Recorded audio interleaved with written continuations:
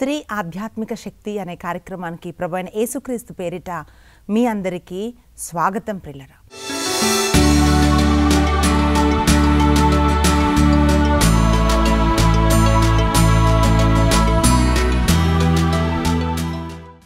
బైబిల్లో మనం చూసినట్లయితే నిరీక్షణకు ఆధారము పవిత్ర గ్రంథం. ప్రేమ పవిత్ర గ్రంథంలో మనం చూస్తున్నాం. అనేకమైన అద్భుతాలు మనం బైబిల్ గ్రంథంలో మనం చూస్తున్నాం.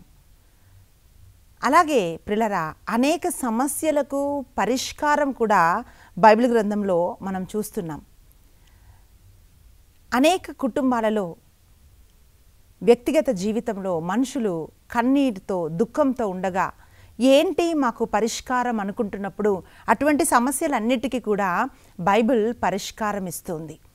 ఒక సహోదరి కాల్ చేసి నాతో అంటుంది, అక్క నాకెవరు లేరు, నాకు అమ్మ నాన్న చిన్నప్పుడు చనిపోయారు, అన్న వదిన మాత్రమే ఉన్నారు, ఏదో ఒక సంబంధం వచ్చింది, వాళ్ళు కట్నం వద్దు నాకేమొద్దు అన్నారు కాబట్టి మా అన్న వదిన గబగబా ఏమి కనుక్కోకుండా నాకు పెళ్లి చేసేశారు, వివాహం అయింది, 6 నెలలు మాత్రమే నేను ఆయనతో కాపురం చేశానక్క, నేను కన్సీవ్ అయ్యాను, నేను గర్భవతి అయ్యాను, కానీ ఆ 6 నెలల తర్వాత నా భర్త బయటికి వెళ్ళి ఇప్పటి వరకు తిరిగి రాలేదు, ఎక్కడికి వెళ్ళాడో తెలియదక్క అని చెప్పి ఆమె అంటుంది.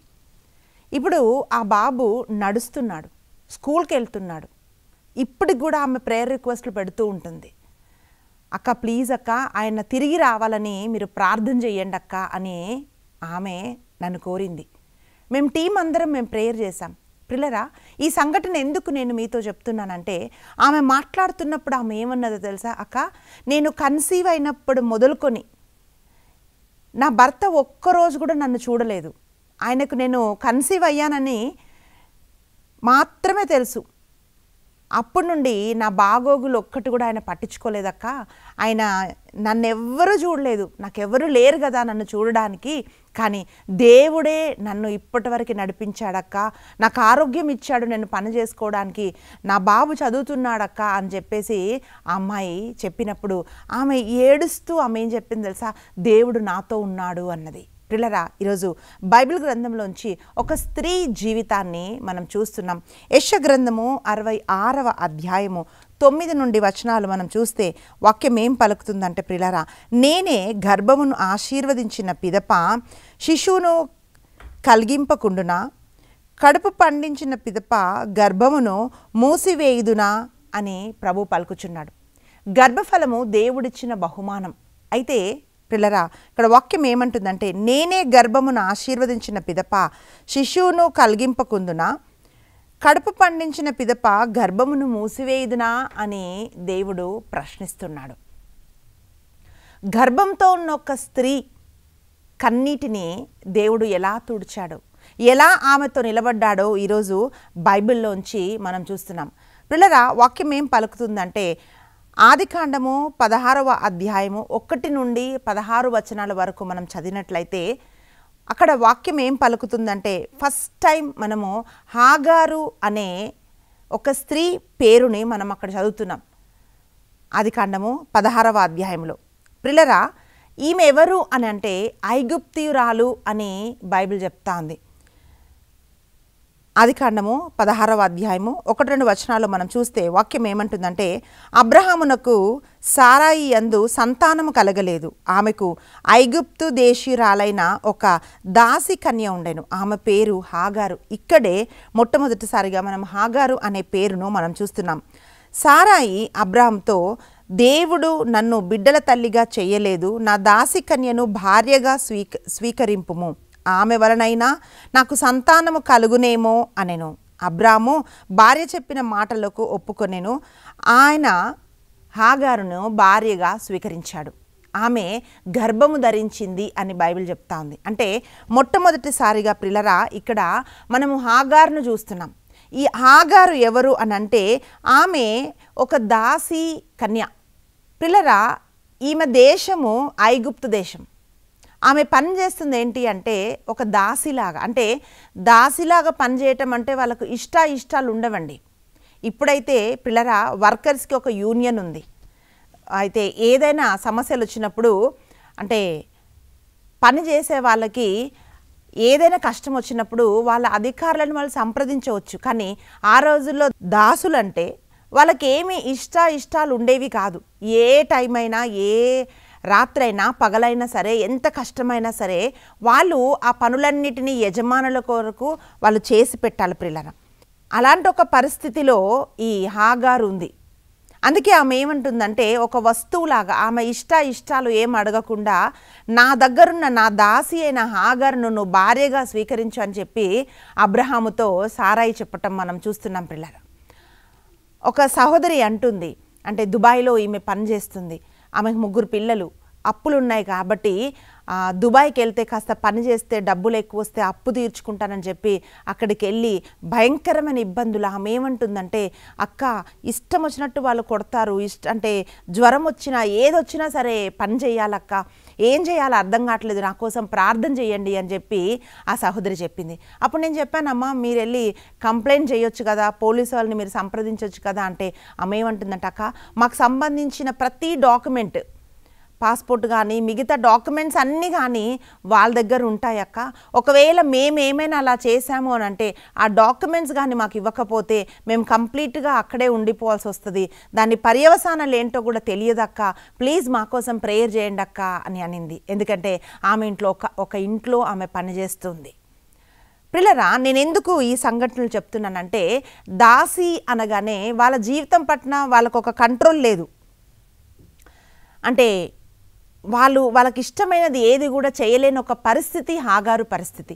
మనం వాక్యంలో మనం చూసినట్లయితే ప్రిల్లరా 4 నుండి 6 వచనాలు మనం చూస్తే, అతడు హాగారును కూడెను, ఆమె గర్భవతి ఆయను, చూలాలైన నాటి నుండి యజమానురాలు హాగారు కంటికి చులకన ఆయను. 2 విషయాలండి. మనకి ఏ దుఃఖం వచ్చినా, ఏ సమస్య వచ్చినా సరే ఆ సమస్యని మనుషులు ఎవరు చూడరు. ఈ దుబాయ్లో పనిచేసే ఆ స్త్రీ ఒక మాట చెప్పింది, అక్క నేను ఇవి ఏవి కూడా నా భర్తకి నేను చెప్పలేదక్క, ఎందుకంటే ఆయన బాధపడతాడని నేను ఇవి ఏవి కూడా నా బిడ్డలతో కానీ నా భర్తతో కానీ నేను పంచుకోలేదక్క అని ఆమె అంటుంది. ప్రిలరా, మనుషులు మన కష్టాలు చూడకపోవచ్చు, మనుషులు మన కన్నీళ్లు చూడకపోవచ్చు, మనుషులు మన సమస్యల్ని అర్థం చేసుకోలేకపోవచ్చు, కానీ వాక్యం ఏం పలుకుతుందంటే, దేవుడు మన ప్రతి కష్టాన్ని చూస్తాడు, దేవుడు మన ప్రతి కన్నీరును ఆయన చూస్తాడు ప్రిలరా. అందుకే వాక్యం ఏమంటుందంటే, హాగారు గర్భవతి అయిందంట. అంటే కొన్నిసార్లు వేరే వాళ్ళు మనని మిస్ట్రీట్ చేస్తారు, అంటే వాళ్ళు మనని కష్టపెడతారు, మన కన్నీళ్లకు వాళ్ళు కారణమవుతారు. మనకేం సంబంధం ఉండదు, మనం మంచిగా ఉన్నా సరే మనం దుఃఖపడటానికి వాళ్ళు కారణమవుతారు. ఇది ఒక రకం. రెండో రకం ఏంటి అంటే ప్రిలరా, మనమే మన కన్నీటికి మనం కారణమవుతాం. అంటే మన బిహేవియర్ కావచ్చు, మన ప్రవర్తన కావచ్చు, మన మాటలు కావచ్చు, లేక మనం తీసుకుంటున్న కొన్ని నిర్ణయాలు కావచ్చు, మనము కష్టాల్లో పడటానికి, కన్నీటిలోకి మనము మునిగిపోవటానికి అవి కారణమవుతాయి ప్రిలరా. ఇక్కడ వాక్యంలో మనం చూసినట్లయితే హాగారు దాసిగా పనిచేస్తుంది, అది వాస్తవమే. ఆమెకు ఇష్టాలతో ఏ పని లేకుండా ఆమె పని చేయాలి, అది వాస్తవమే. కానీ ఎప్పుడైతే అబ్రహాము ఆమెను భార్యగా స్వీకరించాడో ఆమె గర్భవతి అయింది అని బైబిల్ చెప్తా ఉంది. ఈమె గర్భవతి అయినప్పుడు ఆమెలో కొంచెం గర్వం వచ్చేసింది. వాక్యం ఏమంటుందంటే, తన యజమానురాలు తన దృష్టికి చులకనగా మారిపోయిందంట. చులకనగా మారిపోయి ఆమెను నీచంగా చూడటం ఆరంభించింది. అప్పుడు వాక్యంలో మనం ఏం చూస్తున్నామంటే ప్రిలరా, హాగారు ఎప్పుడైతే తన యజమానురాల్ని అట్లా ఆమె ట్రీట్ చేస్తుందో, సారాయి అబ్రహాముతో ఏమంటుందంటే, నా దాసిని నేను నీకు ఇచ్చినప్పుడు ఆమె నన్ను చులకన చూస్తుంది కనుక నా ఉసురు నీకు తలుగునుగాక అని చెప్పి భర్తతో గొడవ చేయడం స్టార్ట్ చేసింది సారాయి. అప్పుడు అబ్రహాం ఏమంటున్నాడంటే, అమ్మా ఆమె నీ చేతిలో ఉంది, నీ ఇష్టం వచ్చినట్లు నువ్వు చేసుకో అమ్మా అని చెప్పినప్పుడు సారాయి హాగారును రాచి రంపాన పెట్టింది అని మనం బైబిల్లో చూస్తున్నాం ప్రిలరా. అప్పుడు ఈ హాగారు చేసిన పని ఏంటంటే, ఆమె అరణ్యంలోకి పారిపోయింది అని మనం చూస్తున్నాం. హాగారు అంటే అర్థం ఏమిటంటే ప్రిలరా, పారిపోవుట, దేశదిమ్మరి, సంచరించటము అని మనం చూస్తున్నాం. ఆమె పేరుకు తగ్గట్టే ఆమె ఏం చేస్తుందంటే, ఈ కష్టాలు పడలేక ఇల్లు వదిలివి వదిలిపెట్టేసి ఆమె షూరు ప్రాంతానికి ఆమె అరణ్య మార్గంలో వెళ్తుంది ప్రియులారా. ఎప్పుడైతే ఈమె ఇలా తన ఇంటిని వదిలిపెట్టి అరణ్య మార్గంలో వెళ్తుందో దేవదూత హాగారును దర్శించినట్లుగా మనం చూస్తున్నాం ప్రియులారా. ఒక ఇంట్రెస్టింగ్ వచనం మనం చదువుతున్నాం. అదేంటి అంటే, కొన్నిసార్లు మనం ఏమనుకుంటామంటే, నా ఆలోచన ఎవరికి తెలియదు, నా కష్టాలు ఎవరికి తెలియదు, నా కన్నీళ్ళు ఎవరికి తెలియదు, నా ఫీలింగ్స్ ఎవరికి తెలియదు అని అనుకుంటుంటాం. కానీ ప్రియ సహోదరి, నీ ప్రతి ఒక్క ఆలోచన, నీ ప్రతి ఒక్క భావం, నీ ప్రతి ఒక్క అవమానం, నీ ఆలోచన నీ దేవుడికి తెలుసు. ఎందుకంటే ఆయన సృష్టికర్త, ఆయనను సృష్టించిన వాడు. ఆలోచన పుట్టక మునుపే మనం ఏం ఆలోచిస్తామో దేవుడికి తెలుసండి. మాట నోటికి రాకమునుపే మనం ఏం మాట్లాడతామో మన దేవుడికి తెలుసు ప్రియులారా. బహుశా ఈ హాగారు ఇంటి నుండి పారిపోయి వస్తున్నప్పుడు ఆమె అనుకొని ఉంటుంది ఏంటంటే, నేను గర్భవతి అని కూడా కనికరించలేదు శారాయి, నేను గర్భవతి అని చెప్పి అబ్రహాము నా యజమానుడు కూడా నన్ను కనికరించలేదు, నేను గర్భవతి నన్ను కూడా వాళ్ళు గుర్తించలేరు అని బహుశా ఆమె అనుకుందేమో ప్రియులారా. ఇంకొక విషయం మనం చూస్తే ఏమిటంటే, వాక్యం ఏమంటుందంటే, హాగారు ఆమె పేరు మాత్రము మనము ఆదికాండము 16వ అధ్యాయం ఆరంభంలో హాగార్ అని మనం చూస్తున్నాం. కానీ శారాయి అబ్రహాంతో మాట్లాడుతున్నప్పుడు నా దాసి అని మాట్లాడుతుందన్నమాట. అబ్రహాము ఆమెతో మాట్లాడుతున్నప్పుడు ఏమంటున్నాడంటే, నీ దాసి నీ చేతిలోనే ఉన్నది అని చెప్పి అబ్రహాం మాట్లాడుతున్నాడు. అంటే ఆమెకు పేరుంది, కానీ ఆ పేరుకి ఒక గుర్తింపు లేదు.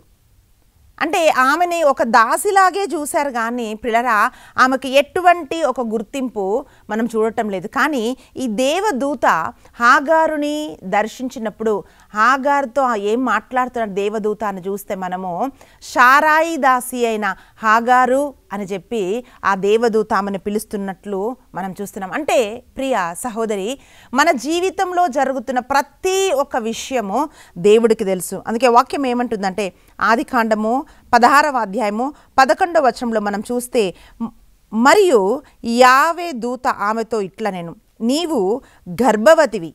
ఆమె ఏమనుకుందండి, నేను కొంచెమైనా కనికరం నా పైన చూపించలేదు, నేను గర్భవతినైనా వీళ్ళు నన్ను అలా ఆలోచించలేదు అని చెప్పి ఆమె అనుకుని ఉంటుంది బహుశా.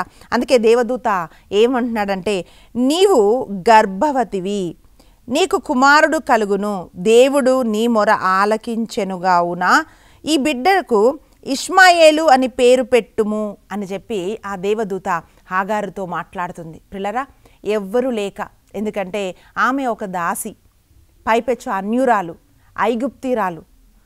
అయితే ఈమె పక్షం నిలబడడానికి ఎవ్వరూ లేరు కనుక ఒక్కతే కన్నీళ్లు విడుస్తూ పారిపోతుంది. ఎక్కడికంటే ఐగుప్తుకు తిరిగి వెళ్ళిపోతుంది.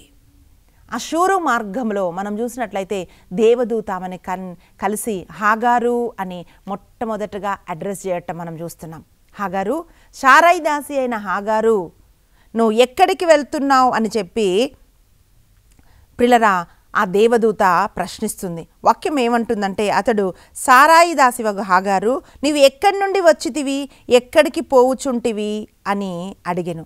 అప్పుడు ఆమె అంటుంది, ఇదిగో నా యజమానురాల దగ్గర నుంచి నేను పారిపోతున్నాను అని చెప్పి హాగార్ అన్నదండి. పిల్లరా, అప్పుడు ఆ దేవదూత చెప్తున్న విషయం ఏంటో తెలుసా, నువ్వు తిరిగి నీ యజమానురాల దగ్గరికి వెళ్ళు, అక్కడ నువ్వు అణిగి ఉండు, నేను నిన్ను దీవిస్తా, నువ్వు కుమారుణ్ణి కంటావు, ఆయనకి ఇష్మాయేలను పేరు పెట్టమని చెప్పి దేవదూత అంటుంది. పిల్లరా, వాక్యం ఏం పలుకుతుంది అంటే, దేవుడు ఒక వ్యక్తిని దీవిస్తే ఎవ్వరూ ఆ దీవెనలు ఆపలేరండి. దేవుడు మన పక్షం నిలబడితే పిల్లరా ఎవ్వరు కూడా మనకు విరోధంగా నిలబడలేరు. అందుకనే ఎక్కడికి నువ్వు వెళ్తున్నావు అని దేవదూత అడిగినప్పుడు, ఎక్కడి నుండి వచ్చావు, నువ్వు ఎక్కడికి వెళ్తున్నావు అంటే ఆమెకి ఒక దిశ లేదు, ఎక్కడికి వెళ్తుందో ఆమెకి తెలియదు. ప్రియబిడ్డ, ఈరోజు నీ జీవితం కూడా ఇలా ఉందేమో, కన్నీటితో ఉన్నావేమో, ఏం చెయ్యాలో అర్థం కాని ఒక స్థితి, ఎక్కడికి వెళ్ళాలో అర్థం కాని ఒక స్థితి, ఎవరు నాకు సహాయం చేస్తారని నువ్వు చూస్తున్నావేమో ప్రియబిడ్డ. అయితే నాకెవ్వరు లేరని నువ్వు అనుకుంటున్నావు, కానీ నిన్ను సృష్టించిన సృష్టికర్త అన్నిటినీ ఆయన చూస్తున్నాడు. మీరు ఒక్కసారి ఊహించుకోండి, గర్భంతో ఉన్న ఒక స్త్రీ, ఒక మనిషి తోడు లేక, ఎవ్వరు లేక ఆ అరణ్యంలో వెళ్తూ ఉంటున్నప్పుడు దేవుడు ఆమెను దర్శించాడు. ఆమె కన్నీటిని ఆయన దర్శించాడు. Praise the Lord. పిల్లరా, దేవుడు నీ అడుగడుగు నువ్వేం చేయాలో ఆయన నీకు చెప్పడు, ఆయన నిన్ను నడిపిస్తాడు. అందుకే హాగారుతో ఏమంటున్నాడంటే, హాగారు నువ్వు ఎక్కడి నుండి వచ్చావో తిరిగి నువ్వు అక్కడికి వెళ్ళు అని ప్రభు చెప్తున్నాడు. గో బ్యాక్ అంటున్నాడు. పిల్లరా, ఆయన ఏమంటున్నాడంటే ఆదికాండము 16వ అధ్యాయము 11వ వచనము 10, 11 2 వచనాలు మనం చూసినట్లయితే ఆయన తిరిగి వెనుకకు వెళ్ళమనడం మాత్రమే కాదండి, ఆయన ఒక వాగ్దానం ఇస్తున్నాడు. ప్రియబిడ్డ, ఎక్కడ నువ్వు అవమానింపబడుతున్నావో అవమానింపబడిన చోటనే దేవుడు నిన్ను లేపుతాడు.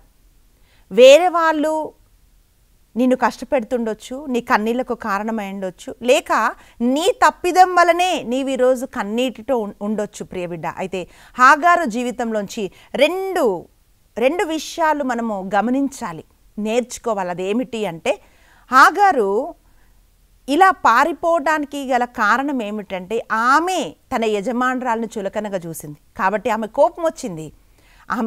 ఈమెను ఇంట్లోంచి బయటికి పంపించేసింది. ఈమె పారిపోయి వచ్చింది. కానీ ప్రభు అడగలేదు, నువ్వు ఎందుకు అలా చేసావు, ఏం చేసావు అని అడగలేదు. ఆయన ఏమంటాడంటే, తిరిగి వెళ్ళు, నీ యజమానురాలు చేతి కింద నీవు అణిగిమణిగి ఉండు అని చెప్పి ప్రభు చెప్తున్నాడు. అంటే ఆమె ఏదైతే తప్పు చేసిందో దాన్ని దేవుడు అడ్రస్ చేయటం మనం చూస్తున్నాం. అక్కడ వాక్యం ఏమంటుందంటే, ఆమె నా యజమానురాలు సారాయి పోరు పడలేక పారిపోవచ్చున్నానను. అంతటా యావే దూత ఆమెతో, తిరిగి నీ యజమానురాలు దగ్గరికి పొమ్ము, ఆమెకు అణిగి మణిగి ఉండుము, ఇంకను వినుము, నీ సంతతిని లెక్కకు మిక్కిలగునట్లు చేయుదును, నిశ్చయముగా విస్తరింపజేసెదను అనెను. పిల్లరా, ప్రాబ్లం ఎక్కడొచ్చింది? ప్రాబ్లం ఏంటి అంటే, ఈమె కొంచెం గర్వం ఎక్కువైపోయి ఇష్టం వచ్చినట్టు యజమానురాల్ని మాట్లాడుతున్నప్పుడు ఆమె రాచి రంపాన పెట్టింది. అందుకే ఈమె పారిపోయి బయటికి రావాల్సి వచ్చింది. పేరు పెట్టి పిలవడం మాత్రమే కాదండి, ఎందుకు ఆమె ఇలా చేయాల్సి వచ్చిందో అది కూడా దేవుడు చెప్తున్నాడు. అమ్మా, నీ వెళ్ళి నీ యజమానురాలు చేతి కింద నువ్వు అణిగిమణిగి ఉండు, నీ ప్లేస్ ఎక్కడో అక్కడ నువ్వు ఉండు, అక్కడే నేను నిన్ను దీవిస్తాను అని చెప్పి దేవుడు దేవదూతతో సందేశం పంపించాడు. ప్రిల్లరా, దేవదూత మాట్లాడడము అంటే అది డైరెక్ట్గా ఇప్పుడు మనం ఏదంటే అది మాట్లాడేస్తాం. కానీ దేవదూతలు ఏది చెప్పాలో ఏది పలకాలో ప్రభువు మాట లేకుండా, ప్రభు చిత్తం లేకుండా ఒక్క మాట కూడా ఇటు అటు దేవదూతలు పలికేవాళ్ళు కాదండి.